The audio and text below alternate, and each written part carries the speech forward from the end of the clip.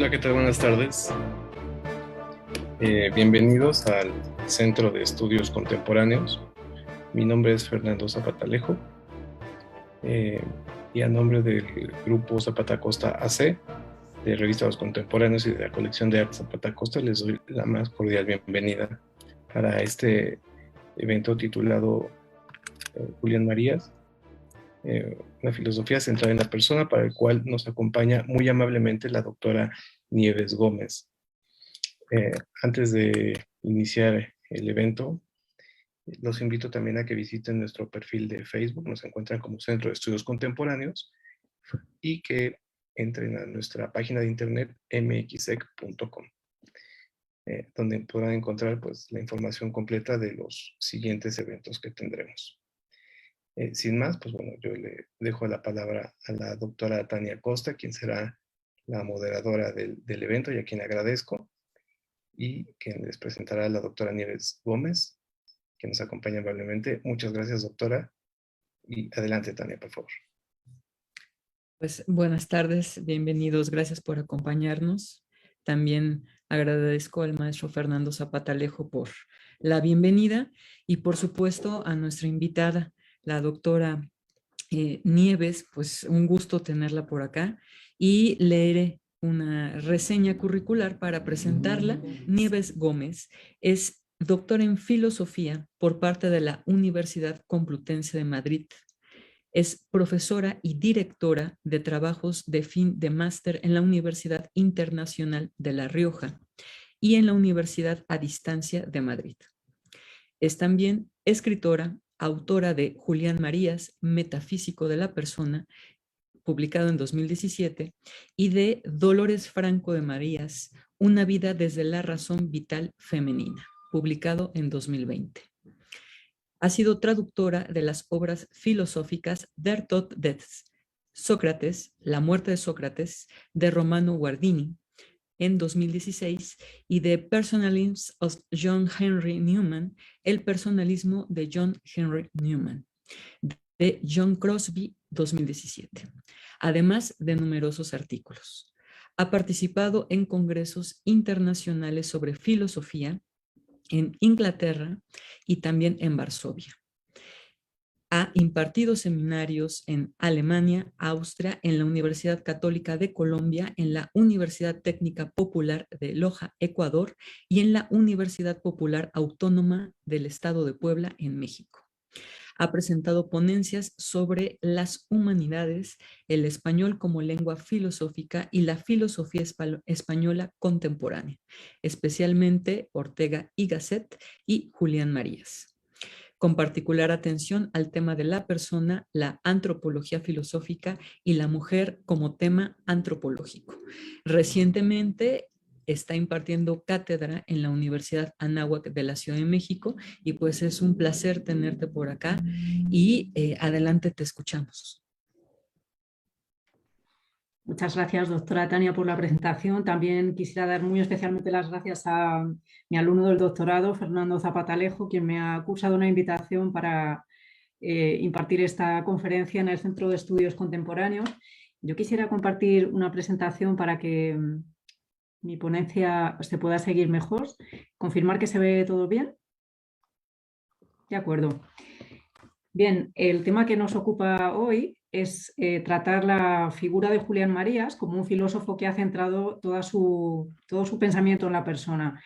Evidentemente, en el tiempo del que yo dispongo ahora no voy a poder agotar este tema, pero sí que quisiera invitar a los oyentes, a las personas que escucharán este vídeo también en diferido, a internarse en el pensamiento de Julián Marías, a leerle a él directamente y a tener una experiencia filosófica que con otros filósofos del pasado no ha sido demasiado posible, como es escucharles a ellos directamente. En el caso de Julián Marías tenemos la enorme suerte de que en la red contamos con muchísimas conferencias suyas.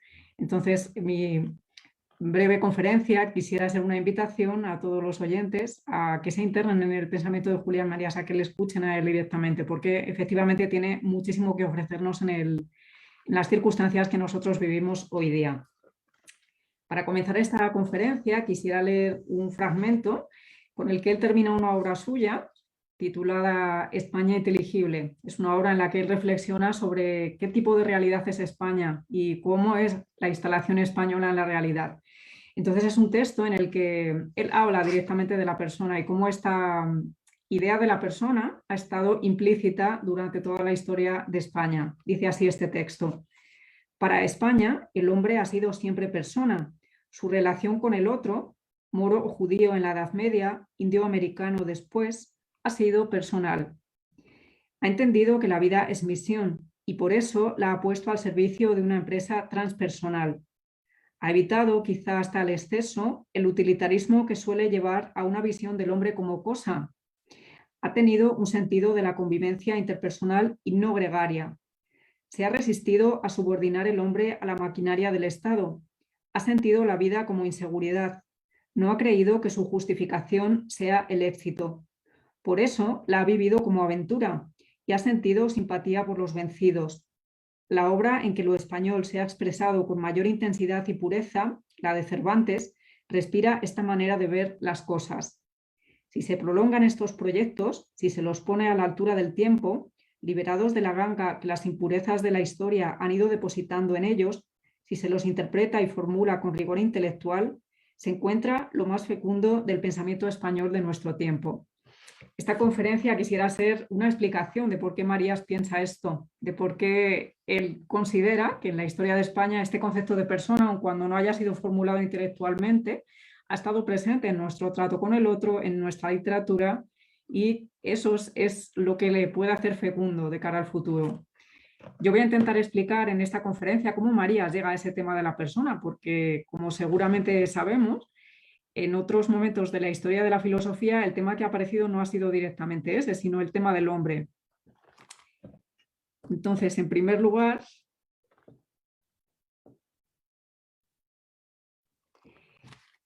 ¿cómo llega Marías a este tema de la persona? Bueno, él es un muchacho nacido en la ciudad de Valladolid en el año de 1914. Él siempre gustaba de recordar este dato porque ese año justamente el que será su gran maestro, José Ortega y Gasset, un gran metafísico español, había publicado su primer libro, Las Meditaciones del Quijote. Y a él siempre le gustaba recordar que él pues, había llegado a la existencia justamente en ese año, ¿no? En el que se inauguraba esa gran filosofía en español. Él había sido un alumno muy brillante. No era lo que se suele llamar un empollón, como él confesaría en sus memorias, pero sí que era un muchacho al que le gustaba mucho leer, de muchas áreas diferentes, desde las ciencias hasta la literatura.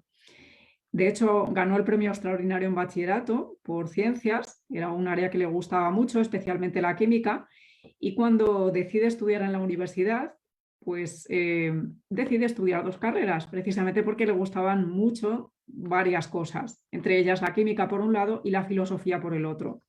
Él confiesa que no tenía una idea muy clara sobre lo que era eso de la filosofía, pero sin embargo había leído algunos escritos de Ortega antes de ingresar en la universidad y había quedado fascinado por todo aquello. Comienza a cursar el primer año, las 2 carreras. Cuando finaliza el primer año había sacado unas notas extraordinarias, pero en el segundo año se quedará solamente con la filosofía.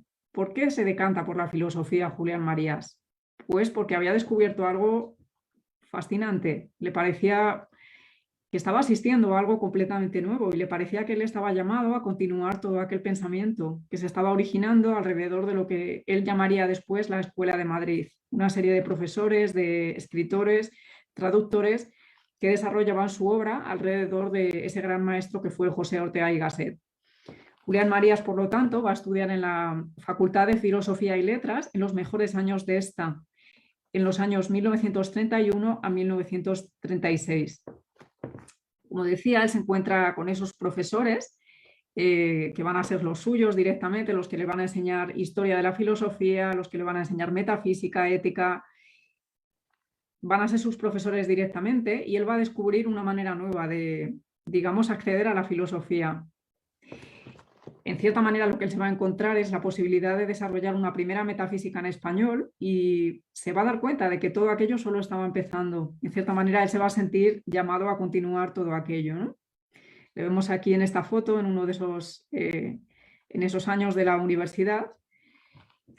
Aquí vemos también otra foto en la que están juntos tres de esos grandes maestros de la Facultad de Filosofía y Letras de la Universidad Central de Madrid. Por un lado, Javier Zubiri, en el centro vemos a José Ortega y Gasset y después vemos a García Morente, que era también el decano de esa maravillosa facultad. Julián Marías explica en esas memorias que tituló Una vida presente, cómo fue su fascinación con la filosofía, porque en ese segundo año va a decidir que su vocación vital es efectivamente la filosofía, que no podría dedicarse a otra cosa. Él describe cómo eran esas extraordinarias clases con José Ortega y Gasset, decía literalmente que se le veía pensar. No se trataba simplemente de repetir la filosofía de los autores del pasado, a los que conocía extraordinariamente bien, sino que sobre todo en las clases de Ortega se trataba de hacer filosofía directamente, de continuarla, de prolongar esa gran filosofía que había nacido en el contexto de Asia Menor y de los griegos hacía 25 siglos. Marías además nos cuenta algo extraordinariamente interesante de esa Facultad de Filosofía y Letras de lo que hoy es la Universidad Complutense de Madrid, y nos dice que aquella facultad era extraordinaria porque era la mejor escuela de educación sentimental. Era una facultad en la que comenzaban a estudiar muchas jóvenes españolas y en cierta manera se querían construir un futuro. Entonces, el trato que tenían con ellas, de igual a igual, y digamos, el compartir las mismas aficiones por la filosofía, por la literatura, por el cine, en cierta manera establecía una convivencia que era muy diferente a la que pudo vivir en la Facultad de Ciencias. Las palabras son suyas, literalmente, era la mejor escuela de educación sentimental, porque consideraba que efectivamente en la Facultad de Filosofía y Letras uno no solamente salía de allí sabiendo mucha filosofía, incluso la filosofía contemporánea que se estaba haciendo delante de sus ojos, sino que sobre todo salía de allí con unos amores de calidad, unas amistades para toda la vida de calidad. A mí me gustaría señalar que Julián Marías es un caso muy especial porque él se consideraba heredero ciertamente de la Escuela de Madrid, de esos grandes maestros que había tenido en la Facultad de Filosofía y Letras, pero no menos se sentía discípulo de una de las grandes figuras de la España de aquellos años, como era Miguel de Unamuno. Era catedrático de griego en la Universidad de Salamanca y era un extraordinario escritor. También se dedicaba al teatro, se dedicaba a la poesía. Marías, en cierta manera, se sentía un poco vapuleado por la obra de Unamuno, porque en cierta manera aparecían en ellas grandes temas, como por ejemplo la preocupación por la perduración personal, ¿no? Y en cierta manera podríamos decir que su obra, el hecho de que él se dedica al desarrollo filosófico del tema de la persona, en cierta manera va a aunar el planteamiento y el método orteguiano con algunos temas que aparecen en la obra de Miguel de Unamuno. Los primeros escritos de Julián Marías están ligados justamente a la vida en la universidad. Vemos aquí la revista de la Facultad de Filosofía y Letras. Era una revista que estaba gestionada directamente por los alumnos porque consideraban que esos años de estudio eran muy importantes para su vida y que desde luego eran muy capaces de dedicarse ellos a escribir directamente. Y también de estos años universitarios nos encontramos un diario de viajes.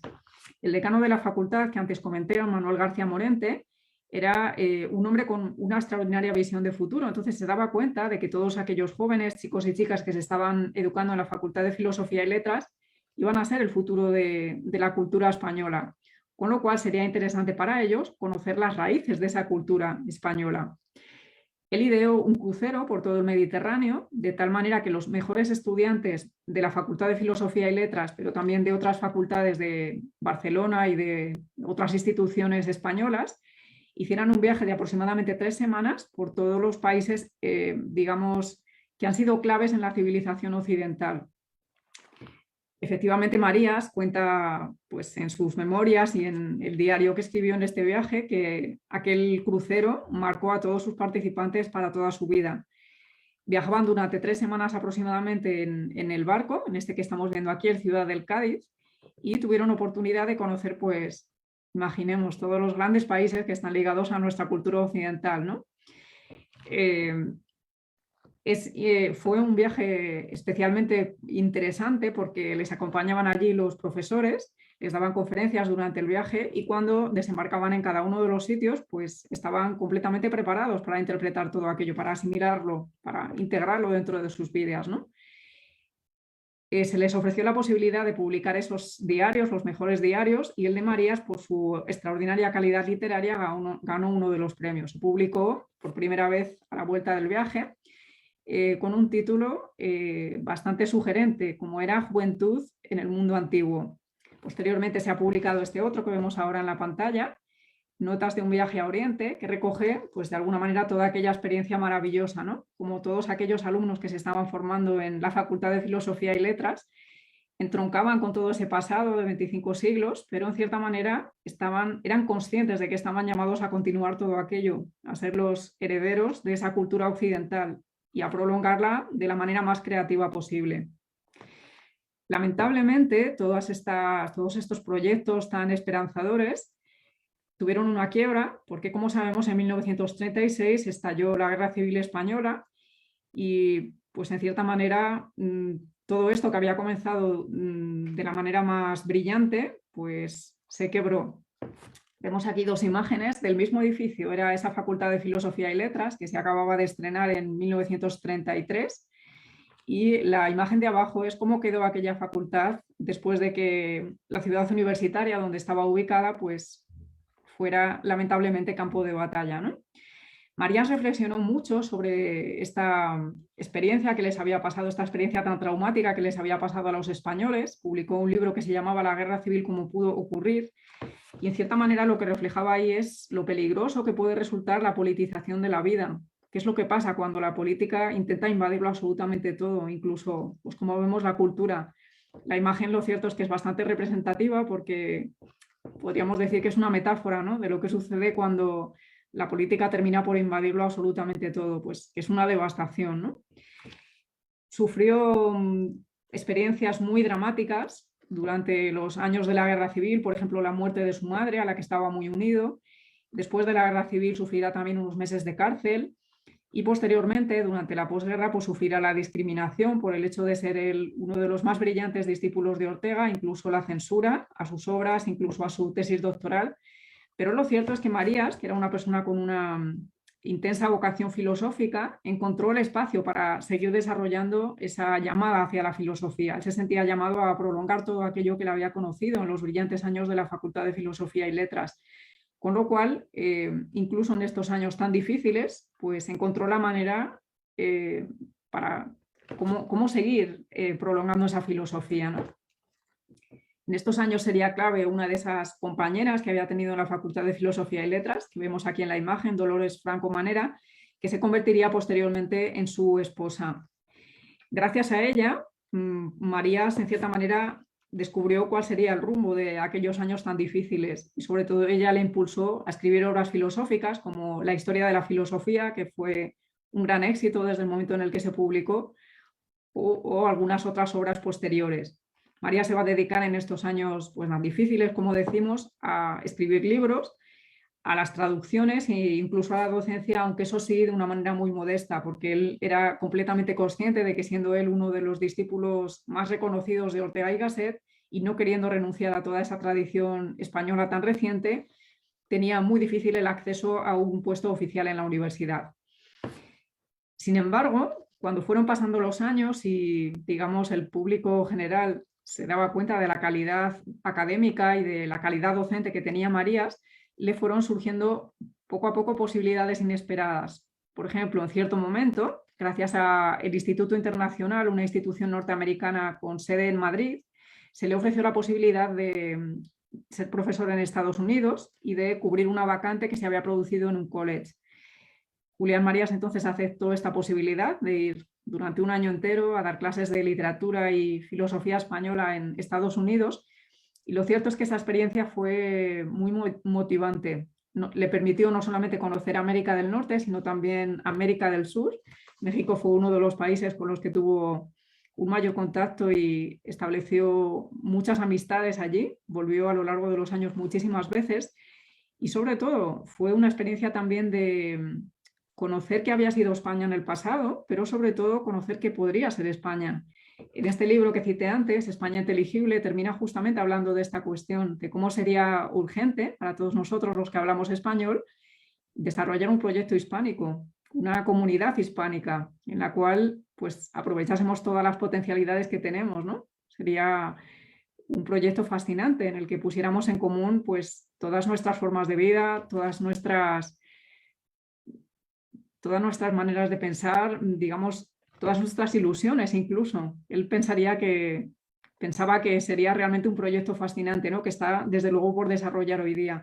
Pensemos lo que sería eso aplicado a la industria cinematográfica, por ejemplo, ¿no? A la comprensión de nuestro pasado común.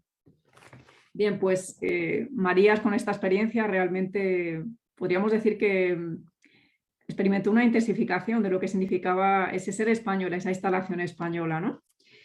De hecho, podríamos decir que a lo largo de los años él fue desarrollando una categoría muy orteguiana, como es la categoría de autenticidad, no solamente en un sentido moral, es decir, él va a buscar la autenticidad en su vida. Como decíamos anteriormente, él no quiso renunciar nunca a ese gran legado que le había recibido, sobre todo filosófico, pero sobre todo él también va a utilizar este concepto en un sentido vital. Vamos a ir viendo a lo largo de los años cómo su vida va a estar llena de autenticidad, incluso de felicidad, como explicaré al final de la conferencia, ¿no? A lo largo de los años va a ir publicando una serie de maravillosas obras, como puede ser la historia de la filosofía, gran heredera de esas clases con Javier Zubiri, que había recibido en la Facultad de Filosofía y Letras en Madrid, la introducción a la filosofía, el primer libro filosófico que se publicó sobre Unamuno, cuando Unamuno murió, en el que efectivamente aparece el tema de la persona de una manera meridianamente clara. Y también nos encontramos con su tesis doctoral, La filosofía del padre Gratri. Los alumnos del doctorado, como Fernando bien sabe, han estudiado por qué este libro es interesante. No es uno de los libros más conocidos de Julián Marías, pero efectivamente aquí él intentó mostrar cómo en esa filosofía del siglo XIX, en la que casi se produce una desaparición de la filosofía, en cierta manera el padre Gratri tiene una visión brillante sobre esta cuestión. En cierta manera no se deja arrastrar por las corrientes del positivismo, sino que en cierta manera quiere aprovechar todos los descubrimientos de las ciencias contemporáneas para, digamos, afrontar el tema de la persona. Entonces Marías, en cierta manera aquí, lo que quiere reflejar es eso, cómo el padre Gratri tiene un acercamiento a esa cuestión de la persona que efectivamente habría que recuperar a la altura del siglo XX y de la cual podríamos decir que nacen las grandes filosofías del siglo XX, aunque es una figura muy desconocida y en su tiempo se la consideraba, pues podríamos decir, como una figura piadosa, pero lo cierto es que tiene un gran contenido filosófico. Eso es lo que Marías intentó mostrar en esta obra. Cuando termina la Guerra Civil, pasan una serie de años y Ortega y Gasset, que había pasado 9 años fuera de España, vuelve a su patria y tenía la intención de recuperar pues, la gran altura filosófica que había llevado a cabo antes de la guerra. Por esta razón funda el Instituto de Humanidades junto con Julián Marías y en cierta manera en el tiempo que dura este Instituto de Humanidades pues ellos van a intentar volver a ofrecer esa gran cultura española, volver a crear esa gran cultura española en cierta manera y aprovechar todos los talentos de intelectuales españoles y escritores que habían quedado en España, que no habían emigrado. Podríamos decir que a lo largo de los años Marías va a ir desarrollando junto con su mujer esa vida selecta y armoniosa, ese concepto del que Ortega hablaba directamente en sus clases a sus alumnos, ¿no? No se trataba simplemente de que la filosofía fuese un asunto intelectual, sino que la filosofía nos tiene que ayudar para llevar vidas mejores, vidas más auténticas. Y eso fue efectivamente lo que intentaron vivir Julián Marías y su mujer, que también había sido discípula de Ortega y alumna de todos esos grandes maestros. A lo largo de los años, Marías, también en parte por su experiencia tan intensa con su mujer, por ese amor tan cristalino que mantendría a lo largo de los años con ella, poco a poco iría formulando lo que podríamos denominar una metafísica de la persona. El hecho de que la metafísica no debería estar tan centrada en el ser, como habían hecho los griegos, sino más bien debería centrarse en intentar explicar qué tipo de realidad somos nosotros las personas. Esto, podríamos decir, es lo que va a estar pensando Julián Marías y reflexionando a lo largo de los años y que desde luego va a cristalizar en la obra Antropología Metafísica de la que hablaremos ahora a continuación. Antes de pasar a eso, no quisiera dejar de comentar que Julián Marías fue una persona muy cercana al mundo del cine. Quizá otras artes aparecen de una manera un poco transversal en su obra, como por ejemplo en la obra La imagen de la vida humana, en la que hace una reflexión sobre qué papel tienen las artes dentro de la vida humana, pero lo cierto es que el cine fue una de las artes que está más presente en el pensamiento de Marías. En primer lugar, él había sido un gran espectador de cine, desde los tiempos de, digamos, el cine mudo, después como espectador de cine sonoro, del cine en color, y en cierta manera Marías va a ir reflejando esto en multitud de artículos de cine. En cierto momento de su vida le ofrecieron esta posibilidad de publicar artículos de cine, pero desde el punto de vista del filósofo, y lo cierto es que cuando nosotros tenemos ahora toda la colección de esos artículos, algunos de ellos están, por ejemplo, en este libro, Visto y no visto, la manera en la que él definía el cine, pues lo cierto es que podemos darnos cuenta de que aquello forma parte de su pensamiento antropológico. Hace unos años, un estudioso en España, un periodista llamado Alfonso Vasallo, publicó una tesis doctoral sobre este tema justamente, que tituló Julián Marías, crítico de cine, el filósofo enamorado de Greta Garbo, porque efectivamente Greta Garbo era una de sus actrices favoritas. Este autor, Alfonso Vasallo, dice así al comienzo de su libro: en realidad, Marías conoció antes a Buster Keaton que a Aristóteles y a Chaplin antes que a Ortega. Fue espectador antes que filósofo. De niño, en el apogeo del cine mudo, veía películas de aventuras del oeste, históricas, comedias. Alimentó su afición viendo películas policíacas con el también filósofo Javier Zubiri. En sus años de estudiante durante la Segunda República. Después llegó a tener un conocimiento enciclopédico del séptimo arte y debutó como articulista de cine en Gaceta Ilustrada, escribiendo semanalmente durante casi 4 décadas, primero en aquella revista y posteriormente en blanco y negro, alcanzando una producción que pocos críticos profesionales han logrado, casi 1.500 artículos. La faceta cinematográfica no es una anécdota más o menos curiosa en la vida y en la obra de Julián Marías. Por 2 razones. En primer lugar, porque ver es pensar con los ojos, como él mismo decía, siguiendo a Ortega y a Goethe. Y añadía que mirando se hacen las 3/4 partes de toda filosofía que no sea escolástica. Después comenta otra razón, pero lo cierto es que Marías pensaba esto, que la filosofía es un asunto que tiene mucho que ver con la visión y en eso coincide con el cine. Él, de hecho, va a definir a la filosofía como la visión responsable, esa capacidad que tiene la persona de abrir los ojos, mirar la realidad y no solamente contemplarla, como puede hacer el artista, sino sobre todo dar razón de esa realidad, justificar por qué las cosas son así. Bien, pues en sus artículos de cine efectivamente va a ir desarrollando esta visión responsable sobre la realidad y va a ser una parte importante de su metafísica de la persona también. Las reflexiones que haga sobre las películas, sobre los actores, las actrices, realmente forman parte de esa metafísica de la persona, como podríamos decir. A lo largo de los años, Marías, por su calidad literaria y por su calidad como persona también, fue recibiendo ciertos nombramientos, ¿no? Como por ejemplo fue Premio Príncipe de Asturias, también fue miembro de la Hispanic Society of New York, de la Society for the History of Ideas y también fue el primer intelectual de lengua española en formar parte del Pontificio Consejo para la Cultura, fundado por San Juan Pablo II.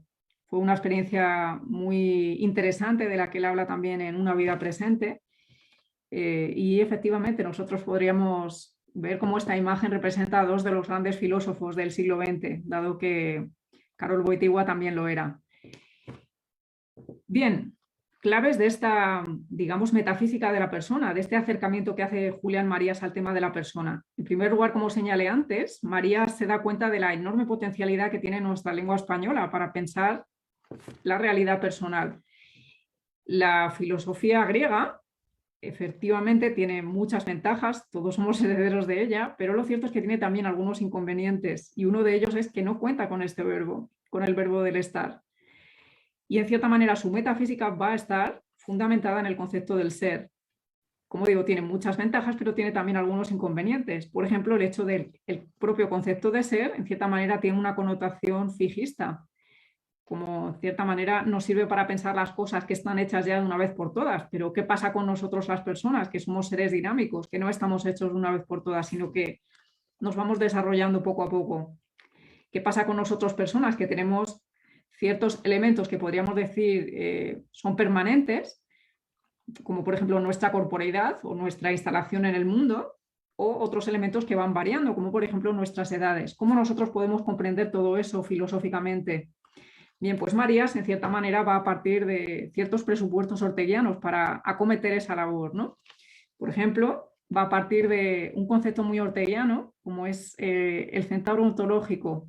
Ortega decía que el ser humano es justamente esto, un centauro ontológico, porque se mueve en dos, digamos, capas de realidad. Una sería lo que ya somos y otra sería la irrealidad, lo que no somos, todo ese mundo de deseos, de ilusiones, de proyectividad, pero que con todo eso tenemos también que contar si queremos entender la realidad tan utópica, tan imaginativa de la persona. Bien, pues Marías toma esto en serio, ese punto de partida de Ortega, también su superación del realismo y del idealismo, y en cierta manera va a desarrollar su metafísica de la persona con ello. Marías además es completamente consciente de que la metafísica de la vida humana desarrollada por Ortega y Gasset va más allá que el planteamiento kantiano. Kant, por ejemplo, se había preguntado en un libro suyo 4 grandes cuestiones. Él decía que las 4 grandes cuestiones de la filosofía serían estas: ¿qué puedo saber?, que sería algo que respondería a la metafísica; ¿qué debo hacer?, que debería ser respondido por la moral; en tercer lugar, ¿qué puedo esperar?, que es una pregunta que tendría que ser respondida por la religión; y en último lugar, ¿qué es el hombre?, que debería ser respondido por la antropología. Marías, en cierta manera, retoma estas preguntas kantianas, pero nos va a decir que no están del todo bien hechas. Para preguntarse por la persona no vale del todo preguntarse qué es el hombre, así en general. Más que nada porque esa pregunta del qué es una pregunta que utilizamos para las cosas, pero si nos preguntamos por el ser humano, más bien deberíamos utilizar la partícula quién. Es decir, que esa pregunta debería ser reformulada, no qué es la persona o qué es el hombre, sino más bien quién. Y por otra parte, el tema del hombre podríamos decir que es un poco abstracto. No existe así el hombre en general. Lo que existe son personas concretas. La pregunta de Julián Marías va a ser reformulada más bien como ¿quién soy yo?, en primera persona. Y esta pregunta él la va a ligar con otra, que es ¿qué va a ser de mí? Como ya anunciaba anteriormente, él va a formular todo esto en un libro llamado Antropología Metafísica, un libro de 1970, pero que él confiesa que había estado pensando durante largas décadas. Y en cierta manera en este libro él nos va a dar esas claves de cómo sería una metafísica del estar y cómo en cierta manera podríamos desarrollar categorías que no fuesen las del pensamiento griego para acercarnos a la realidad de la persona, y que diesen cuenta del hecho de que nosotros no somos realidades como las cosas hechas ya de una vez por todas, sino que somos realidades argumentales, realidades que somos biográficas, históricas, futurizas, dinámicas.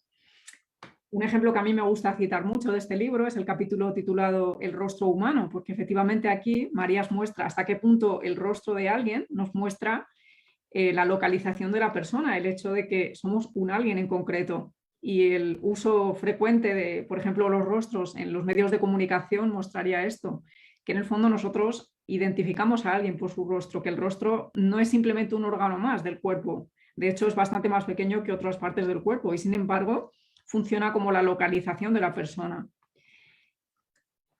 ¿Qué va a hacer Marías en este libro? ¿Por qué es un libro tan innovador desde el punto de vista de la comprensión de la realidad personal? Pues sobre todo lo que él va a desarrollar aquí es un concepto llamado estructura empírica.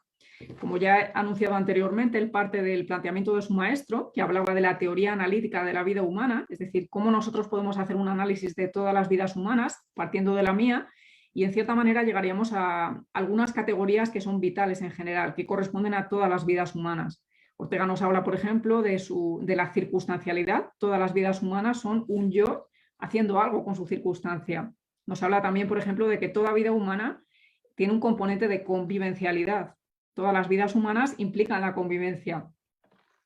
Y después Ortega nos habla de otra categoría que sería mi vida en primera persona. Bien, pues Ortega y Gasset desarrolla esos dos conceptos, la teoría analítica por un lado, mi vida por el otro. Lo que va a hacer Julián Marías en esta obra, Antropología Metafísica, va a ser sobre todo desarrollar un eslabón que estaría entre esos dos estratos, que sería el eslabón de la estructura empírica. Dentro de esta estructura empírica, Marías nos va a hablar del concepto de instalación y el concepto de vector. Desde su punto de vista, todas esas realidades que otras filosofías, sobre todo las filosofías del ser, no permiten abordar, serían abordables con, digamos, una metafísica del estar, porque permitirían comprender cómo nosotros, personas, combinamos ciertos elementos que son estables y ciertos elementos que son proyectivos o que son cambiantes. Y esto permitiría comprender mucho mejor el tipo de realidades que somos nosotros personas. En cierta manera, podríamos comprender cómo somos una combinación de estabilidad y de proyectividad. Permitiría comprender mucho mejor qué es una vida humana, con su componente biológico, pero también con su componente biográfico, ¿no? ¿Cuáles son esas instalaciones vectoriales de las que nos va a hablar Julián Marías en esta obra? Pues nos va a hablar, por ejemplo, de la instalación mundana. Por ejemplo, la persona es un ser que está instalado en el mundo. No está simplemente ubicado en el mundo y ya está, sino que está instalado en él. Es decir, su relación con el mundo es una relación dinámica y no es cualquier mundo. Por ejemplo, nosotros personas respiramos a día de hoy oxígeno. No podemos respirar otra cosa porque si no, nuestro organismo no se podría mantener. Otra instalación de la que nos habla, que es bastante fecunda a nivel de pensamiento porque nos permite entender qué tipo de realidad somos nosotros personas, sería la instalación corpórea. En cierta manera, si nosotros nos acercamos a la definición que ha dado la filosofía clásica sobre el hombre, seguramente nos viene en mente que el hombre es un animal racional o que el hombre es un politicón, un animal político. Y podríamos decir, está bien, pero el hecho es que parece que en esa definición del hombre como animal racional se olvida la corporeidad, como que no está presente ese hecho. La mente griega no es capaz de integrar la corporeidad humana dentro de esa definición. Parecería como que lo definitorio del hombre es simplemente su intelecto. Y Julián Marías piensa que esa definición es insuficiente. No contempla el hecho de que somos seres corpóreos y de que una filosofía que sea realmente responsable, que quiera responder al hecho de qué tipo de realidad somos, debe justificar dónde entra la corporeidad en todo eso. Por otra parte, la mayor parte de las filosofías no han contemplado el hecho de por qué el género humano está dividido en hombres y mujeres. Esta filosofía, esta metafísica de la persona, efectivamente contempla esta cuestión. Y Julián Marías dedica aquí en este libro varios capítulos para afrontar esta cuestión. Por ejemplo, en el libro nos habla de la instalación sexuada, como el hecho de que seamos hombres y mujeres en el fondo es una instalación dinámica. Es decir, cada uno de nosotros está instalado en su condición sexuada, pero eso implica, como todas las instalaciones, una proyección hacia la otra, la capacidad de comprender la otra, de estar, digamos, abierto y proyectado hacia la otra. O, por ejemplo, el fenómeno de la raza. Ciertamente es una palabra que no tiene muy buena prensa por, digamos, todos los excesos a los que ha conducido en el siglo XX, pero lo cierto es que es una filosofía que permitiría comprender dónde se ubica la raza dentro de la comprensión del ser humano. Y efectivamente lo va a explicar también como una instalación proyectiva. Cada uno de nosotros está instalado en una raza, sea la que sea. Eso no implica que ninguna de ellas sea superior, sino que cada una de las razas está proyectada hacia la otra, en el sentido de que remite a las otras, a las otras que uno no es. O, por ejemplo, el fenómeno de las edades, que como decía antes es uno de los fenómenos de la vida humana, ¿no? Que son cambiantes. Cada uno de nosotros llega a esta vida siendo bebé, va creciendo y se convierte en un niño, después llega al periodo de la juventud. Es decir, las edades forman parte de la estructura de la vida humana, no las podemos variar, no nos las hemos inventado, sino que la vida humana está hecha de ese modo. Bien, pues Marías también las va a comprender desde estas dos categorías de la instalación proyectiva. Las edades, digamos, podríamos decir, son una instalación porque no son momentáneas, duran una cierta época cada una de ellas, algunas más que otras, de hecho, y sin embargo son proyectivas, es decir, remiten a las que están antes y a las que están después. No podríamos entender la niñez simplemente como un ente separada de todas las demás edades. La niñez la entendemos por su referencia a la juventud, por su referencia a la madurez. Y lo mismo podríamos decir del resto de las edades. Y también nos habla Marías de una última instalación, como sería la instalación en la lengua. No puedo entrar en este tema porque es bastante complejo, pero de hecho él nos va a explicar ese fenómeno del que nos habla Aristóteles ya con el zoon politikon desde este punto de vista. La relación que tiene la persona con la lengua es precisamente esta. Es una instalación y es además proyectiva, nos permite interactuar con nuestra circunstancia, interactuar con los demás también. ¿Qué es lo que intenta hacer Marías con todas estas categorías de las instalaciones proyectivas? Pues sobre todo explicar por qué la vida humana es biográfica, es decir, por qué a nosotros personas no nos vale simplemente con un estrato biológico como puede tener el animal, sino que nuestra vida siempre tiene un contenido específico. Podríamos decir que todo esto, la instalación mundana, la corpórea, la sexuada, en la raza, son puntos de partida. Todos nosotros los recibimos cuando nacemos. Nadie nos ha pedido permiso, ¿verdad? Ni para tener un cuerpo, ni para nacer en un determinado momento, ni en un determinado lugar.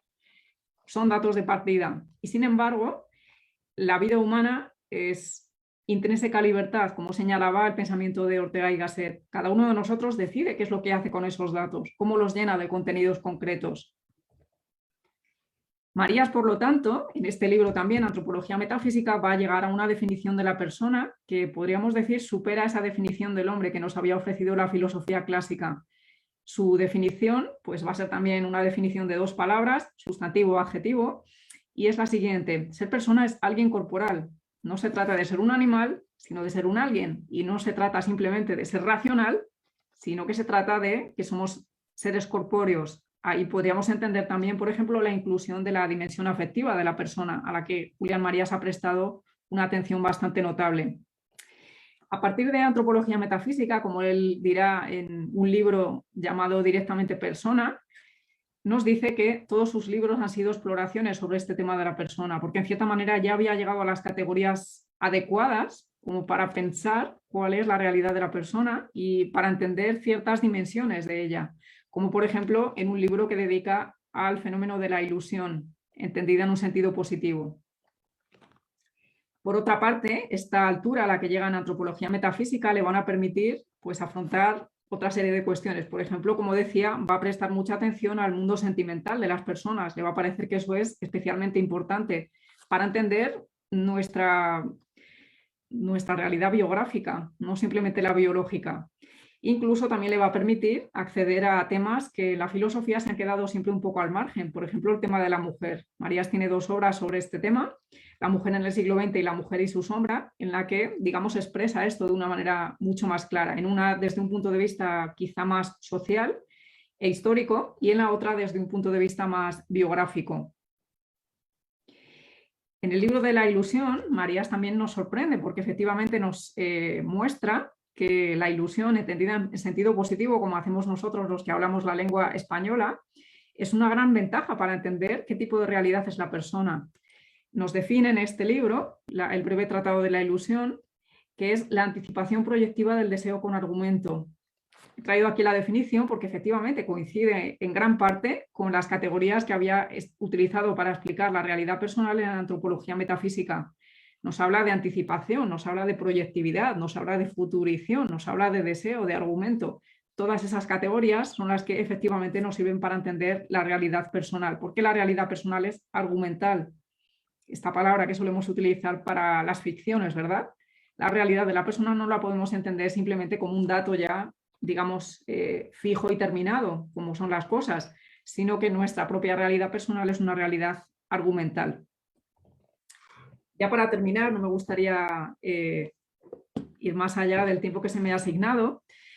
Con esta altura alcanzada en la antropología metafísica, Marías vuelve a ese gran tema clásico de la felicidad humana. Él había traducido a Aristóteles, en concreto la Ética Nicómaco, y conocía muy bien la obra aristotélica, y sin embargo le parece insuficiente el acercamiento que hace Aristóteles sobre el tema de la felicidad. Una vez que él ya está instalado en la metafísica de la razón vital de su maestro Ortega y Gasset, y una vez que ha llegado a estas categorías para entender qué tipo de realidad es la persona, vuelve a ese gran tema de la felicidad y efectivamente nos muestra un acercamiento completamente nuevo. Este libro, La felicidad humana, es digamos, una prolongación de esa metafísica de la persona, porque Marías intenta comprender dónde podemos ubicar esa experiencia de la felicidad, ¿no? Nos va a ofrecer en este libro una definición de la felicidad que es el imposible necesario. Nos va a decir que efectivamente la felicidad podríamos decir que es un imposible, nunca podremos decir que somos completamente felices, ¿no? Aunque consigamos muchas de las cosas que nos habíamos propuesto. Y sin embargo es también necesario, no podemos renunciar a la felicidad, aunque sepamos que es un imposible, porque, digamos, el ser humano, la persona humana es una realidad utópica, necesita estar tendiendo hacia algo, porque somos realidades futuristas y proyectivas. Y la felicidad tiene justamente este papel, la de lanzar a la persona hacia esas realidades que son un poco utópicas, pero que en el camino en el cual las estamos buscando, pues en cierta manera encontramos ciertos grados de felicidad. Por otra parte, en el libro también nos intenta explicar cómo esas grandes categorías de instalación y de proyecto nos servirían para entender cuál es la relación que tiene la persona con la felicidad. No se trata simplemente de placer, como se lo ha entendido en ciertos momentos de la historia, tampoco se trata simplemente de un sentimiento, sino que más bien se trata de esto, de instalarse en la felicidad, de ver toda la vida bajo esa capacidad capacidad felicitaria, podríamos así decir, ¿no? En cierta manera, podríamos decir que la felicidad es otra de esas instalaciones proyectivas que nos permitiría comprender por qué uno es capaz de vivir de manera feliz, aunque desde luego las cosas no sean demasiado fáciles. Él, desde luego, sería un ejemplo de esto. Tuvo que pasar por enormes dificultades a lo largo de toda su vida, algunas muy dramáticas, como por ejemplo la muerte de su mujer en 1977, cuando para España se abría un periodo muy esperanzador de, digamos, recuperación de la vida pública y de la democracia, y sin embargo él pierde a su mujer en este momento. Cuando vemos toda su larga trayectoria, larguísima podríamos decir, desde 1914 hasta 2005 en que muere, realmente podríamos decir que él ha sido una de estas personas con una vida intensa y una vida feliz, en la cual podríamos reconocer que se ha instalado realmente en esa capacidad felicitaria. Bien, quisiera dejarlo aquí. Sé que se podrían decir muchas más cosas, quizá en las preguntas y dudas que ahora planteen los oyentes se podrían solucionar algunas de ellas, pero espero haber ofrecido por lo menos una visión panorámica sobre por qué el tema de la persona es importante y por qué desde luego hay un acceso nuevo desde esta gran filosofía en español que se ha desarrollado a partir de su maestro Ortega y Gasset. Muchas gracias. Pues gracias, doctora Nieves. Pues comencemos con algunos saludos de parte de José Guadalupe Aldaba Carreón. Saludos y abrazos desde Durango. Manuel Real Gracia también envía saludos. Verónica Alejo, saludos a la doctora Nieves, gracias. Juan Guillermo, mil gracias por su trabajo de difusión de la filosofía de Julián Marías. También León González Anguiano, que nos está viendo, saludos para él. Raúl Vidal, saludos a Connie Hernández, a Guadalupe Quirós, querida Guadalupe, saludos. También a Dalia Mondragón, un saludo. Y bueno, hay una zona de tránsito entre este concepto de anthropos y el de persona, que ahora en tu presentación pareciera que empieza a vincularse con el alguien, ¿no? Con esta partícula que opera como, digamos, una zona, digamos, no únicamente de mediación, sino también como de tránsito. ¿Cuáles serían algunas de las cualidades, como has mencionado, la de la corporeidad en persona, y en este alguien, la ubicación específica en un contexto, bajo condiciones determinadas también, ese alguien, ¿qué implicaría en cuanto a cualidades? Muy buena pregunta. Sí, efectivamente, yo he pasado un poco rápido sobre eso, pero que sí creo haberlo anunciado, que efectivamente toda esta filosofía de la persona brota de la metafísica de la vida humana que había hecho previamente Ortega y Gasset. Él tiene ese gran libro que se publica cuando Julián Marías nace, Meditaciones del Quijote. El título nos prometería que es un libro literario, pero lo cierto es que es un libro de filosofía y además muy fecundo. Y en este libro Ortega recoge su famosa frase: yo soy yo en mi circunstancia y si no la salvo a ella, no me salvo yo. Es decir, en este libro Ortega en cierta manera está superando el planteamiento de Descartes, ¿no? Que nos hablaba de la persona como una res cogitas, nos hablaba de que yo soy una cosa que piensa. Pues en cierta manera Ortega, que conocía muy bien la obra de Descartes, quiere ir más allá de ella. Nos muestra que yo no soy ninguna cosa y no soy solamente algo que piensa, sino que soy un alguien, soy ese yo con una circunstancia. Entonces, cuando Ortega desarrolla sus categorías para la metafísica de la vida humana, en cierta manera lo que nos hace ver es que el yo es un proyecto. No podemos entender al yo como una cosa, como hace Descartes, ni tampoco como una sustancia. Simplemente Descartes en cierta manera era muy heredero también del pensamiento anterior, sobre todo del pensamiento, podríamos decir, medieval, que es en el que él se había formado. Y en ese pensamiento medieval el concepto de sustancia era enormemente clave. O sea, Descartes en cierta manera no es capaz de desprenderse de ese concepto de sustancia, pero en Ortega está esa idea de que si queremos entender a la persona con su realidad tan peculiar, no nos podemos aferrar al concepto de sustancia aristotélico, porque ese concepto, en cierta manera, lo que nos dice es que hay una realidad que es fija, que no cambia nunca. Y en cierta manera la persona es una realidad peculiar, porque como hemos dicho, tiene un cierto estrato de permanencia, pero somos realidades futurizas, somos realidades proyectivas todo el tiempo. Entonces, en Ortega se va a encontrar esta idea de que para comprender a la vida humana, para comprender esta realidad tan peculiar que es la vida humana, no nos podemos aferrar a los conceptos clásicos, especialmente a los aristotélicos, que quizá han sido pensados más bien para las cosas. Y entonces, en el punto de partida de Ortega está el hecho de que el yo es un proyecto, es algo que literalmente está lanzado hacia adelante, que está en diálogo con su circunstancia. En cierta manera, esto es lo que le va a permitir a Ortega también salir de ese encerramiento cartesiano, ¿no? El hecho de que el yo parece que se queda encerrado en su subjetividad.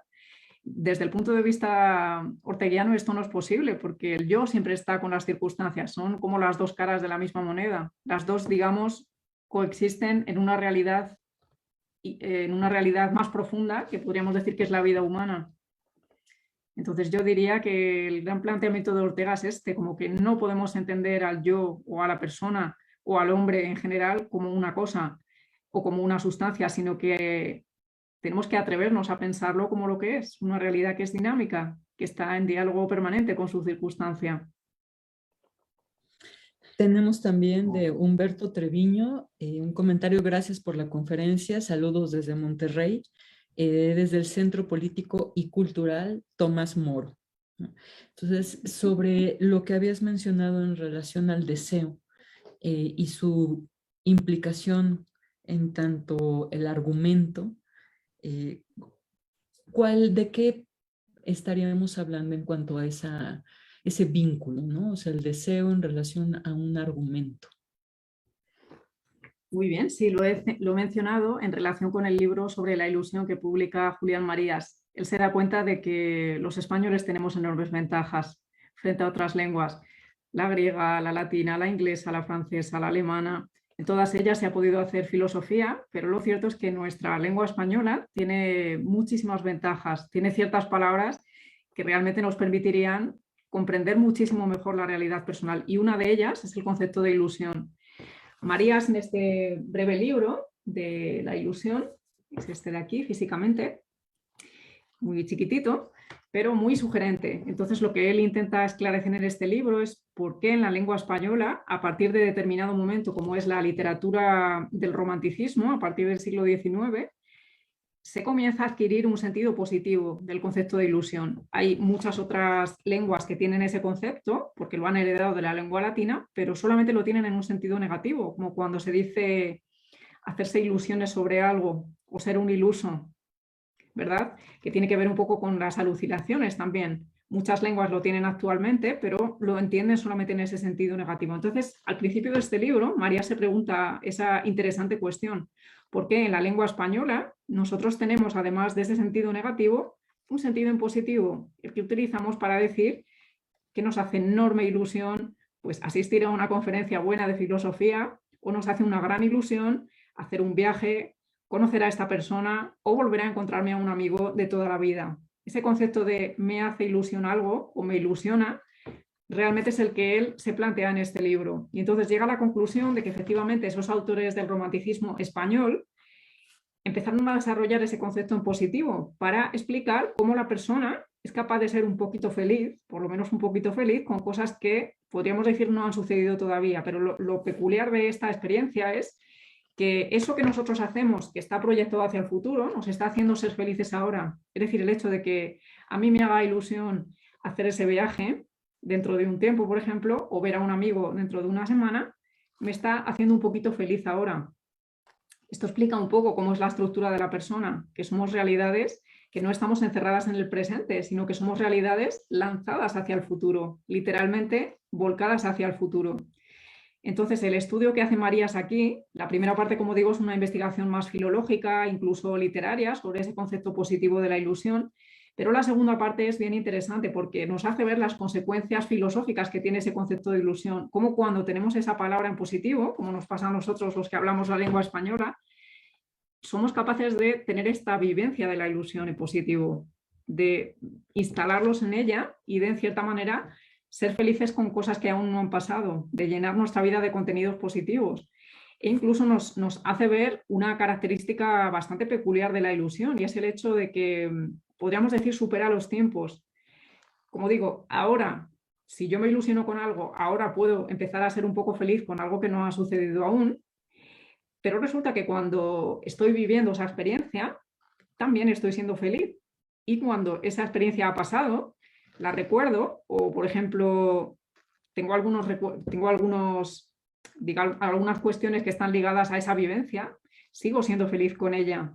Es decir, que la ilusión en cierta manera es capaz de atravesar el tiempo, de tener un contenido biográfico muy fuerte. Entonces, lo que hace Marías en la segunda parte del libro es justamente poner en contacto esto, la vivencia de la ilusión en ese sentido positivo, como esa trascendencia respecto al tiempo, y la propia estructura de la persona, cómo la persona en cierta manera es un ser biográfico que llena su vida de contenidos, que no solamente, digamos, tiene una realidad biológica, sino que en cierta manera la va llenando de contenidos biográficos que son solo suyos.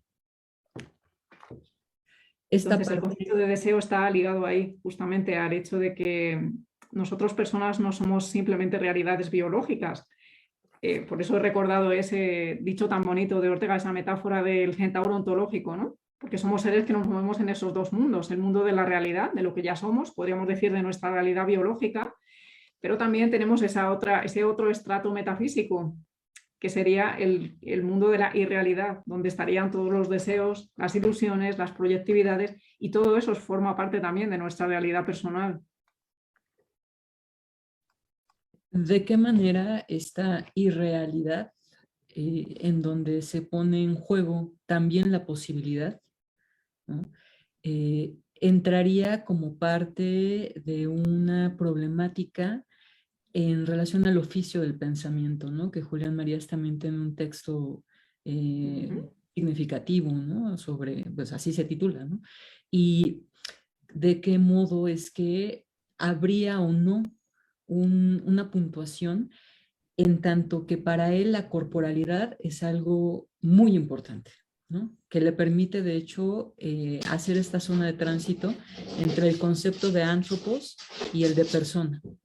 Y que esa corporalidad, algo ocurre cuando estamos hablando de las ilusiones, ¿no? En donde en esta dimensión de lo que has mencionado como irrealidad, digamos, se tiene efectos en el cuerpo, pero el cuerpo no necesariamente está poniéndose en juego en cuanto a la acción directa, ¿no? O sea, hay algo ahí en cuanto a esta corporalidad que cuando se vincula con esto de irrealidad, algo ahí pasa, ¿no? ¿De qué manera poder señalarlo, ¿no? Porque, bueno, el planteamiento de Marías, pues evidentemente es mucho más extenso, ¿no? Pero algunas notas por ahí para acercarnos a esta relación entre la irrealidad, digamos, y la corporalidad, ¿no? Sí, efectivamente, María será muy consciente de que en otras filosofías no se explica demasiado bien cuál es la relación de nuestro alguien, por así decir, con nuestra corporeidad.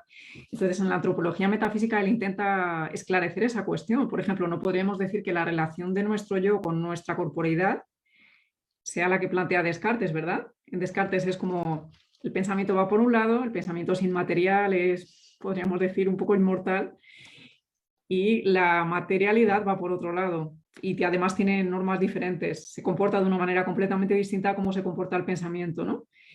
Bien, la relación entre el yo y su corporeidad no la podemos entender de esa manera, como si fuera una escisión completa, como puede aparecer, por ejemplo, en Platón o como en Descartes. tampoco la podemos entender como una posesión, ¿no? No es exactamente eso. Yo no poseo mi cuerpo como yo poseo, por ejemplo, mi casa o mi coche o mi ordenador. No es exactamente esa la relación que tiene la persona con su cuerpo. Entonces, Marías va a desarrollar este concepto de instalación para entender cómo es la relación de cada uno de nosotros con su corporeidad. Realmente lo que nosotros tenemos con nuestro cuerpo es esto, estamos instalados en él y esa instalación nos permite interactuar con el mundo que nos rodea, con nuestra circunstancia, con los otros también. El cuerpo es lo que nos permite, digamos, tener una relación de convivencia con nuestros semejantes. Si no tuviéramos un cuerpo, si fuéramos invisibles, en cierta manera sería un poco difícil, ¿no?, localizar a alguien. Bien, pues la relación del yo con la corporeidad justamente se podría entender así en un sentido filosófico, antropológico. Es una instalación, estamos en él. Podemos estar instalados de una manera lograda o de una manera menos lograda, pero de hecho la relación que tiene cada yo con su corporeidad es esta, la de la instalación, que además no es una instalación cerrada, podríamos decir, sino que es una instalación como todas, proyectiva. Amalia Decker escribe: felicidades, gracias por la conferencia sobre el filósofo Marías. Saludos a José Rafael Martínez también. Alex Arias, gracias, saludos desde Costa Rica. Este modo en cómo se presenta como objeto de investigación el tema de la felicidad con este vínculo con la eudaimonía, ¿de qué manera nos puede acercar a una propuesta ya de orden político, ¿no? Si lo pensamos en estas claves de la instalación, es decir, no hay algo predeterminado, sino que hay algo que deviene en situación y que además responde a modos en cómo se va instalando, ¿no?, la persona en esa situación. Y aparece también una problemática en relación a la felicidad, que claro, no es, digamos, cualquiera el planteamiento, sino que tiene también componentes de orden político, ¿no? O sea, de qué manera esta situación implica la posibilidad de articularse con una posibilidad de sentido en relación a la existencia de las personas y de las personas en situación en donde también hay otras personas, comprendiendo que efectivamente pues, es un imposible. Marías hablará de ese imposible necesario. ¿Y qué hay en este imposible necesario en términos políticos, ¿no? Voy a contestar quizá de la manera más práctica posible, que es con su propia biografía. En determinado momento, como comenté, en 1977 en España se plantea pues, la necesidad de un cambio, y ese cambio, como sabemos, va a estar dirigido hacia la democracia. Marías en esos años, a pesar de la enorme pérdida de su mujer, que le va a dejar, digamos, postrado emocionalmente, se va a sentir muy responsable de la sociedad española y en cierta manera va a entender cómo la filosofía que él llevaba décadas haciendo podría iluminar la vida de esos españoles que estaban recuperando la libertad poco a poco y que tenían que aprender a ejercer como españoles, por así decir, en las urnas y en la vida social. ¿Qué es lo que va a hacer él en estos años? Pues sobre todo ejercer ese papel de intelectual del que se hablaba anteriormente, ¿no? Ese oficio del intelectual que en cierta manera él siempre definió como un faro que lanza su luz a todo el horizonte en 360 grados. Él se va a dedicar durante todos esos años a escribir en los periódicos en España y con su filosofía, intentar mostrar a los españoles cómo necesitaban recuperar su libertad y cómo necesitaban instalarse en su condición de españoles. Por ejemplo, hay un par de libros que me gustaría comentar en este contexto, que serían Ser español.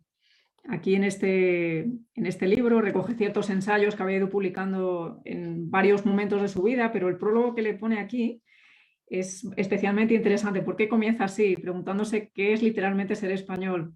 ¿Lo tendríamos que entender simplemente como una repetición de esquemas del pasado? ¿Deberíamos entenderlo como una manera simplemente fija de ser español? Y entonces, con su filosofía, él intenta responder a esta cuestión. Bueno, ser español es una instalación y es una instalación que es proyectiva. Desde luego nos puede servir nos podemos sentir identificados con ciertos elementos que vemos, pues, por ejemplo, en otras figuras del pasado, pero eso no significa necesariamente que tengamos que repetirlos así. Igual que podríamos decir en el caso de la instalación inglesa o la instalación alemana o la instalación mexicana. Entonces, creo que respecto a la pregunta que se me ha hecho, pienso que su pensamiento sobre la felicidad le lleva a concretarlo en el hecho de que podría servir para ayudar a que los españoles, a que muchos españoles, especialmente sus contemporáneos, viviesen vidas más auténticas. Él entendió siempre que la filosofía no es simplemente el ejercicio teórico de unos cuantos que se pueden dedicar a estas cuestiones, sino que la filosofía tiene que servir para que las personas puedan llevar vidas más auténticas, vidas más logradas. Eso es lo que él aprendió en las clases con Ortega y Gasset en la Facultad de Filosofía y Letras, y eso es lo que él intentó transmitir a todos los españoles. Y el segundo libro, que creo que es interesante, creo que no lo tengo aquí directamente, no lo tengo aquí físicamente, pero es el libro que se titula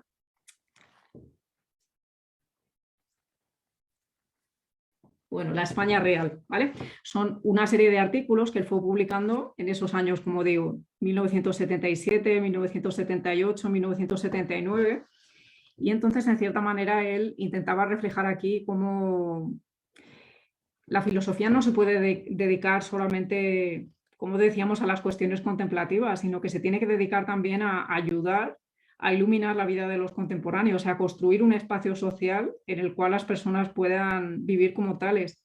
Entonces, Marías, a quien se le había ofrecido la posibilidad de quedarse en Estados Unidos y de ser profesor en una universidad de grandísimo prestigio, declinó esa posibilidad para quedarse a vivir en España, porque se sentía responsable de sus contemporáneos y se sentía responsable de los problemas de los españoles. Entonces, en ese momento en el que se recuperaba realmente la posibilidad de recuperar la libertad, de un horizonte de esperanza para muchos de sus contemporáneos, entendió que esa era la labor de la filosofía, ayudar a que sus contemporáneos viesen claro cuáles serían, por ejemplo, los peligros si se votaba cierta opción.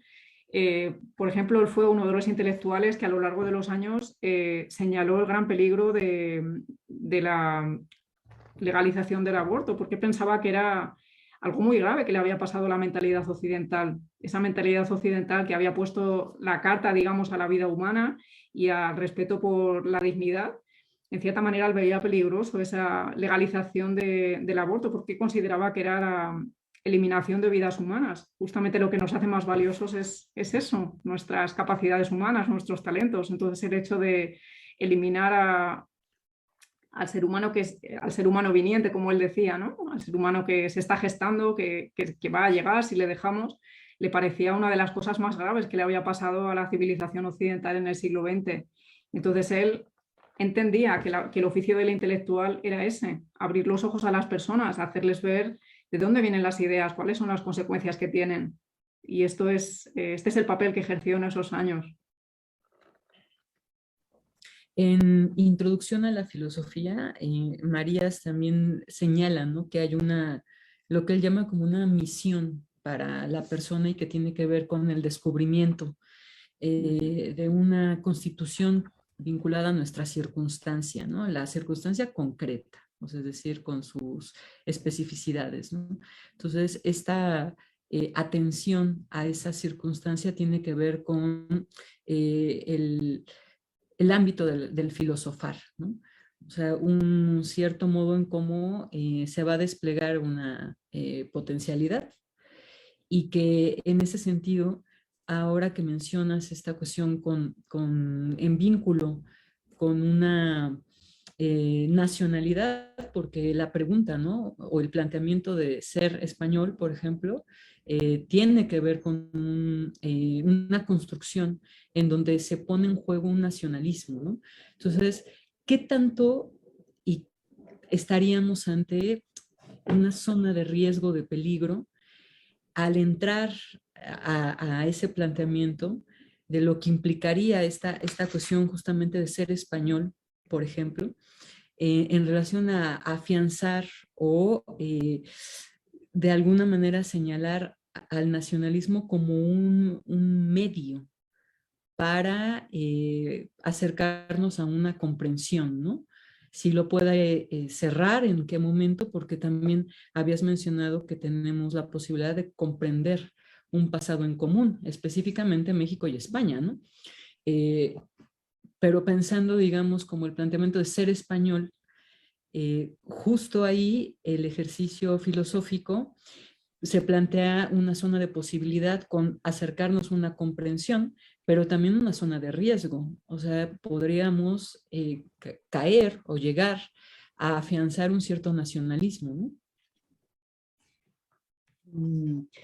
Bueno, es una pregunta un poco compleja, pero comenzando por el principio. En este libro que cité antes, Las Meditaciones del Quijote, Ortega hablaba de la aletheia, de ese gran concepto griego que es el descubrimiento, ¿no? Él entendía la filosofía como aletheia, como ese descubrimiento, esa llamada al descubrimiento de la verdad que tiene todo hombre.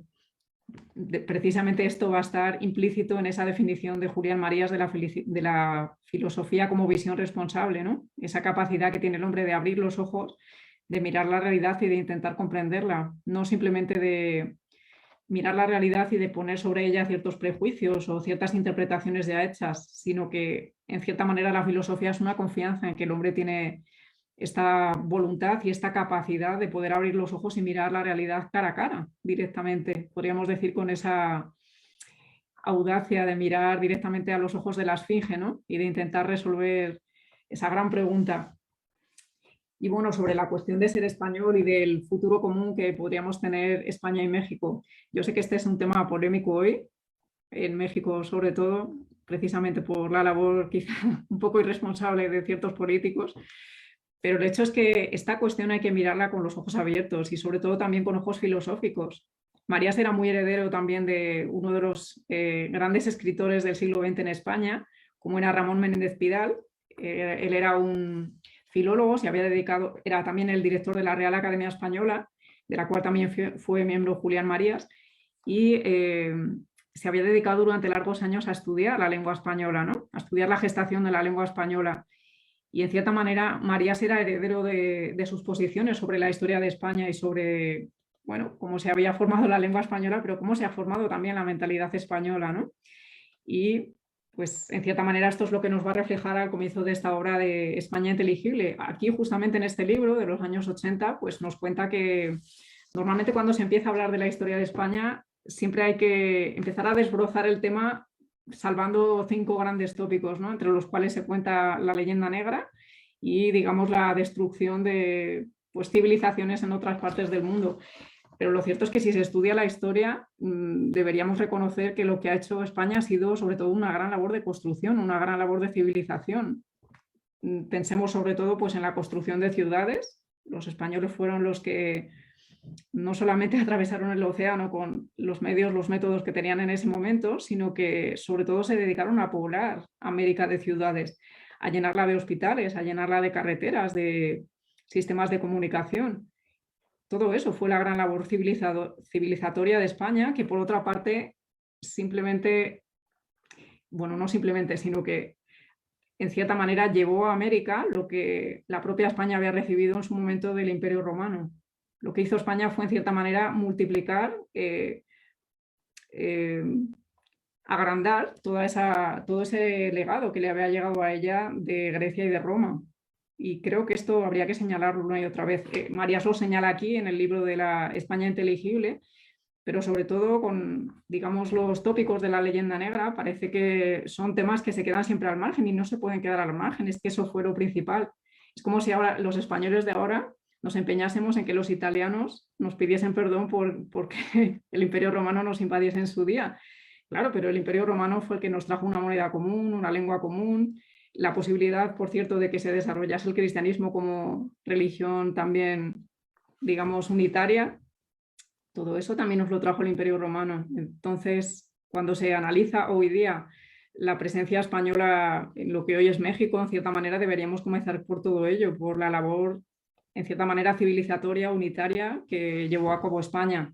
Hace poco se ha estrenado un documental, creo que también se iba a estrenar en ciertas pantallas en América, sobre España, la primera globalización. Es un documental en el que han participado no solamente académicos españoles, sino también de muchos países de América, Y en cierta manera lo que se ha intentado mostrar con eso es cómo gracias a España se produjo pues, el primer sistema comercial que unía varios continentes. Y yo creo que esto hay que señalarlo una y otra vez. Si queremos entendernos hoy día, ya no la España o el México del pasado, sino lo que queremos ser hoy día y sobre todo nuestra realidad futuriza, lo que queremos ser de cara al futuro, necesitaríamos comprender eso, cuáles son los lazos que nos han unido y cuáles son los que podríamos establecer ahora en esta era de la telecomunicación que nos ha tocado vivir y en esta posibilidad de estar, por ejemplo, juntos ahora, ¿no? De compartir un mismo pensamiento en español y de sacar de él todas las ventajas que podamos para nuestra situación en el presente. Dirigiéndome a esta cuestión de una comprensión de una parte de un pasado en común o de un devenir en común, pensando en todo acto de civilización implica un acto de barbarie, ¿cómo entender para nosotros ahora el concepto de civilización, ¿no? También pensando que para el momento de Ortega y Gasset, que fue pues maestro de Julián Marías, se acercó a parte de la obra de Freud y en ese sentido para Freud había una problemática con el concepto de civilización. Y bueno, pues en alguno de los trabajos decide, ¿no? Se decanta, se inclina por el concepto de cultura en lugar del de civilización, que tiene todo un trasfondo, específicamente por Alemania, ¿no? Entonces, si estamos situándonos en este esfuerzo, ¿no? Por acercarnos a lo que hemos venido siendo y luego quizá compartirnos en una comprensión, desde dónde pensar este concepto de civilización, ¿no? O sea, desde dónde ubicar la propuesta de que un grupo humano, una cultura humana civilice a otra, ¿no? Bueno, yo empezaría diciendo que movimientos humanos se han producido a lo largo de toda la historia. ¿Por qué en determinado momento los españoles se atreven a atravesar el océano y a ir a un lugar ignoto? Bueno, pues porque quizá en ese momento la técnica se lo permitía. No podemos dejar de recordar que los españoles de ese momento eran hombres del Renacimiento, esos hombres en los que, digamos, la nueva técnica estaba presente en sus vidas, eran personas que tenían en sus mentes los versos de la literatura del Renacimiento. No podemos olvidar eso, porque a veces hay como una escisión, ¿no? Como los italianos del Renacimiento eran muy refinados, pero los españoles de 1492, imposible, esos eran unos bárbaros. No puede ser, es que la mentalidad de los españoles de 1492 era esa, era la misma, era la del hombre del Renacimiento, que estaba deseando conocer cosas nuevas, que tenía en su temple la aventura. Ese era el hombre del Renacimiento, el hombre español que llega a América. Entonces, yo diría eso, durante toda la historia de la humanidad ha habido grupos humanos que se han movido, que se han acercado a otros, que han luchado con otros.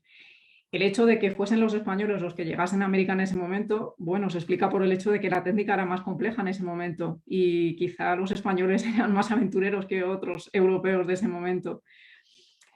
Pero no sé, quizá creo que habría que tener en cuenta qué es lo que tenían ellos en la cabeza en ese momento. No simplemente lo que nosotros pensamos que tenían ellos en la cabeza, sino qué es lo que ellos tenían en la cabeza, cuáles eran los versos que tenían en sus mentes, cuáles eran las ficciones. Hemos dicho antes, ¿no?, que el ser humano es un centauro ontológico que no solamente cuenta con lo que es actualmente, sino con lo que quiere llegar a ser. Esa función de la irrealidad y de la ilusión incluso, creo que tendría que ser uno de los elementos importantes para entender por qué muy pocos hombres, que eran los que acompañaban, por ejemplo, a Hernán Cortés, fueron capaces de hacer las gestas que hicieron en tan poco tiempo.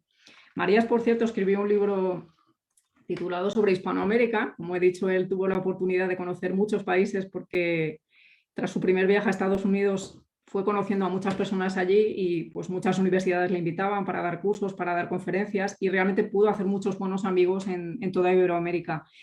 Y entonces él comienza este libro sobre Hispanoamérica haciéndose esa pregunta: ¿cómo fue posible que estos hombres hicieran todo aquello? Cuando nosotros miramos, por ejemplo, el paisaje desde el avión, cuando viajamos de un país a otro, nos damos cuenta de lo escarpado del paisaje, de lo complicado que es todo aquello. Si nos ponemos en la mentalidad del hombre de aquella época, ¿cómo fue posible que hicieran todo esto? Y entonces él utiliza una palabra ahí, que es la inverosimilitud.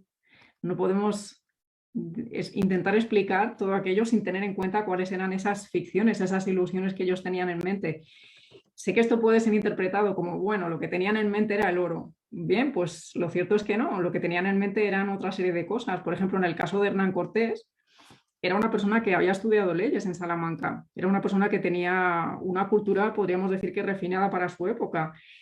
Y en cierta manera el hecho de que él, por ejemplo, favoreciese los matrimonios entre españoles e indígenas, o al contrario también entre varones indígenas y españolas que llegaban allí, en cierta manera solamente se puede explicar por, digamos, las ficciones religiosas que estaban en su mente, por el hecho de que a los españoles no les pareció tan extraño que ellos, llegados de una cultura renacentista, como decíamos anteriormente, se mezclasen con indígenas. Para otros europeos eso hubiera sido completamente impensable. Era como, digamos, rebajarse, y sin embargo a la mentalidad española de ese momento no le pareció extraño aquello. Como he leído al principio en el texto de Julián Marías, al final de la España inteligible, el español siempre consideró al otro como persona. Puede que lo considerase como un enemigo o como alguien muy fiero, pero el hecho es que siempre lo consideró como persona. Entonces el hecho de el mestizaje que se produjo en toda la América hispánica no fue una casualidad, es que estuvo precisamente motivado por razones religiosas, por el hecho de que ellos venían de una mentalidad, de una comprensión del mundo en la cual Dios se había mezclado con los hombres. Entonces no era tan extraño que los españoles se mezclasen biológicamente con las indígenas, porque es que esa era la, digamos, motivación de fondo. Yo creo que todas estas razones, incluso podría decir ficciones, tendrían que ser tenidas en cuenta hoy día para entender cuál fue nuestro pasado en común y desde luego cuál podría ser nuestro futuro, ¿no? Y es una parte que nos corresponde, ¿no? Tomar. Pensaba justamente en esta relación entre hechos y ficciones y en cómo no dejarnos seducir y atrapar quizá por nuestras propias ficciones, ¿no? Las anteriores y las de ahora, que van como prefigurando pues las que podrían presentarse después, ¿no? Pensaba también en esta cuestión de comprender, intentar acercarnos a una parte del planteamiento. Ahora que mencionas que Hernán Cortés, por ejemplo, no tenía el oro en la mente, yo diría, bueno, también, ¿no? No solo, pero también. Digamos, en esta cuestión de lo que históricamente advertimos, de lo que históricamente es un hecho, de lo que sí se estuvo moviendo, lo que está ahí, y agregar también pues la importancia que va teniendo, va cobrando el escucharnos, ¿no? Porque pensemos también en las organizaciones culturales que estaban en lo que ahora podríamos llamar como México antiguo, lo anterior a lo que ahora es México, y quizás sería muy interesante plantearnos esta problemática de la civilización, esta organización que correspondía a otro tipo de disposición con la fisis, estos modos en cómo también hay una cosmovisión, hay una relación con lo divino que se expresa en múltiples formas. México tiene una de las riquezas culturales más amplias en el planeta.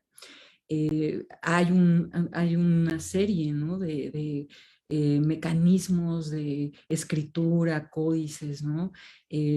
Planteamientos sobre la organización de la disposición de los escenarios. Entonces, sería muy interesante que la tarea tuviera que ver con la posibilidad de entablar un diálogo de ambas partes, ¿no? E ir más allá justo de estos dispositivos políticos que opacan y que en realidad no nos están permitiendo acercarnos a pensarnos y a problematizarnos también, ¿no? Entonces, Nieves, un gusto haberte tenido acá por cuestiones de tiempo, pues yo les agradezco a todas las personas que estuvieron con nosotros y pues claro, habrá otras invitaciones, espléndido poder conversar y te dejo para que puedas despedirte y después también pues al maestro Fernando, ¿no? Gracias. Muchas gracias en todo caso por la invitación. Sobre el tema de Hernán Cortés, debo a mis alumnos del doctorado, al grupo en el que ha estado participando Fernando. Ellos me han enviado un vídeo sobre el primer hospital que se fundó en América, que fue justamente gracias a Hernán Cortés, ¿no? Le agradezco de verdad porque no son informaciones que suelen constar. Parece como que Hernán Cortés fue alguien que solamente fue a devastar y no fue así. A él le debemos el primer hospital de América. Creo que es un dato que habla por sí solo. Y bien, no quisiera alargarme más. Ha sido un acto muy interesante para mí y efectivamente me gustaría poder compartir en el futuro algún otro curso o algún seminario con el Centro de Estudios Contemporáneos. Muchas gracias por la acogida, por la escucha, por las interesantes preguntas y me despido también de los oyentes. Muchas gracias, doctora. Ha sido un gusto enorme que nos acompañe por acá. Ha sido una presentación, una charla muy rica. Efectivamente es el Hospital de Jesús, aquel que fue fundado por Hernán Cortés y que sigue funcionando, está justamente en el centro de la Ciudad de México. Sin más, pues bueno, yo le agradezco nuevamente a la doctora Nieves por habernos acompañado, a la doctora Tania Costa por haber moderado el evento y bueno, principalmente a todas las personas que muy amablemente nos estuvieron siguiendo a través de Facebook. Pues les agradezco nuevamente. Hasta pronto. Gracias.